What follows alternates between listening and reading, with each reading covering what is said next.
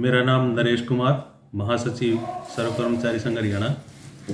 इस आज की प्रेस कॉन्फ्रेंस के माध्यम से हम ये कहना चाहते हैं कि 4 फरवरी को रोहतक में एक बड़ी रैली सर्व कर्मचारी संघ हरियाणा करने जा रहा है और रैली के सामने हमारे जो मुख्य मांगे हैं, इस सरकार का ये दूसरा प्लान बीतने जा रहा है, लेकिन जो कर्मचारियों की समस्याएं हैं और जो जन सेवाओं के ये विभाग हैं, इन विभागों की जो हालात है उसके ऊपर सरकार गंभीरता से कभी भी कोई बातचीत करने का प्रयास नहीं किया है। इसलिए हमारी मांग है कि सबसे बड़ी जो आज समस्या कर्मचारियों के सामने खड़ी है कि कच्चे कर्मचारियों को पक्का करे सरकार। 1,90,000 कच्चे कर्मचारी लगभग काम कर रहे हैं, जिसमें कौशल निगम भी आ गया। किसी तरह की कोई सुविधाएं नहीं मिलती। सरकारी विभागों में पूरा काम करते हैं, पूरी ड्यूटी करते हैं, लेकिन जो फैसिलिटीज़ होनी चाहिए, जो वेतन होने चाहिए, वो नहीं है। सरकार कच्चे कर्मचारियों को पॉलिसी बना के पक्का करे। कोर्ट के द्वारा भी कई बार इसके ऊपर सरकार को कहा गया है कि सरकार पक्का करने की पॉलिसी बनाए, उसके बावजूद भी सरकार सुनने को तैयार नहीं है। दूसरी हमारी जो बड़ी मांग है, 2006 के बाद जो कर्मचारी भर्ती हो रहे हैं उनके ऊपर सरकार पुरानी पेंशन लागू करे। ये नई पेंशन स्कीम जो सरकार ने लागू कर रखी है, किसी भी तरह से ना तो सरकार के हित में है और ना ही कर्मचारियों के हित में है।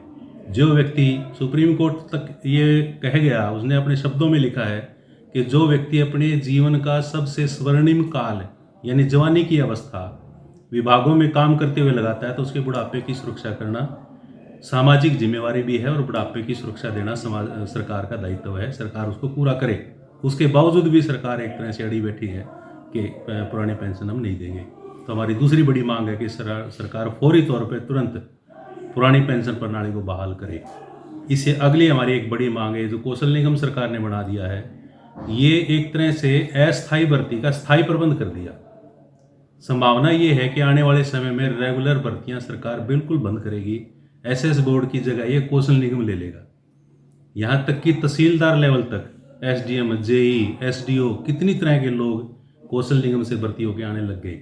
इसका मतलब है कि आगे से रेगुलर भर्तियां सरकार बिल्कुल बंद करेगी। सबके लिए कच्चा रोजगार ही होगा। जो बच्चे पढ़ लिख के आते हैं, जोर लगा के पढ़ते हैं, माँ बाप कितना खर्चा करते हैं पढ़ाने के लिए, उनके लिए कोई रेगुलर रोजगार बचेगा नहीं। तो हमारी मांग ये है कि इस कौशल निगम को सरकार बंद करे और जो खाली पड़े विभागों में पद हैं, 2.5 लाख पद तो खुद मुख्यमंत्री साहब मानते हैं विधानसभा में कि 2.5 लाख पद विभागों में खाली हैं, उनके ऊपर नियम से नियमित भर्तियां सरकार करे। इसी अगली जो हमारी बात है वो है ये जो ऑनलाइन ट्रांसफ़र पॉलिसी सरकार ने बना रखी है, इसका कोई फ़ायदा नहीं है। कर्मचारी को एक जगह से दूसरी जगह बदल दिया जाता है, सरकार को बिना मतलब ईटीए देने पड़ते हैं, और जो कर्मचारी अपनी एक तरह से एडजस्टमेंट बनाए हुए हैं किसी तरह से घर के नज़दीक, उसको भी खामखा की परेशानी होती है। ऑनलाइन ट्रांसफ़र पॉलिसी की बजाय सरकार आवेदन पर आधारित, कोई कर्मचारी अगर एप्लीकेशन देता है कि मेरी बदली यहाँ से यहाँ की जाए, उस पर आधारित बदलियाँ सरकार करे।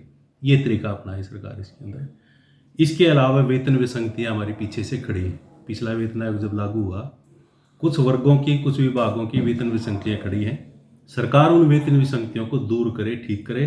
और अब 8वां वेतन आयोग आना है आगे, उसके लिए हमारी लंबे समय से एक मांग रही है हरियाणा के कर्मचारियों की कि हरियाणा का अलग से वेतन आयोग गठित होना चाहिए। पर कैपिटा इनकम में पूरे देश में आप ठीक ठाक हैं, उत्पादन में ठीक ठाक हैं, तो इसलिए अलग से हरियाणा का वेतन आयोग गठित होना चाहिए। ये हमारी एक मांग है। इसके अलावा और भी हमारा 15 सूत्री पूरा मांग पत्र है सर्व कर्मचारी संघ का, वो हमने सरकार को भेज रखा है। सरकार उस पर बातचीत करे और चुनाव से पहले हमारी इन मांगों का समाधान करे। इसलिए इन मुद्दों को लेके हमने ये रैली 4 फरवरी को रोहतक में रखी है। अगर सरकार इसके बाद भी नहीं सुनेगी तो 16 फरवरी को एक राष्ट्रीय हड़ताल बड़े स्तर की होने जा रही है पूरे देश के अंदर, जिसमें कर्मचारी, मजदूर, किसान, व्यापारी सब लोग शामिल होंगे। तो हम अखिल भारतीय राज्य सरकारी कर्मचारी मांग महासंघ के आह्वान पर सर्व कर्मचारी संघ हरियाणा इस हड़ताल में भाग लेगा और इसको पूरी मजबूती से हम करेंगे। सरकार से एक बार फिर ये अपील है कि कर्मचारी का काम है जनता की सेवा करना, और ये जन विभाग जो है ना, जन सेवाओं के जो विभाग हैं इनको चलाना। लेकिन ऐसे हालात, कर्मयोगी की आप ट्रेनिंग तो दे रहे हैं, लेकिन हालात क्या हैं? सरकार भी कुछ करे, इन विभागों में भर्तियां करे, कर्मचारियों की मांगों का समाधान करे। ये भी जरूरी चीज़ है।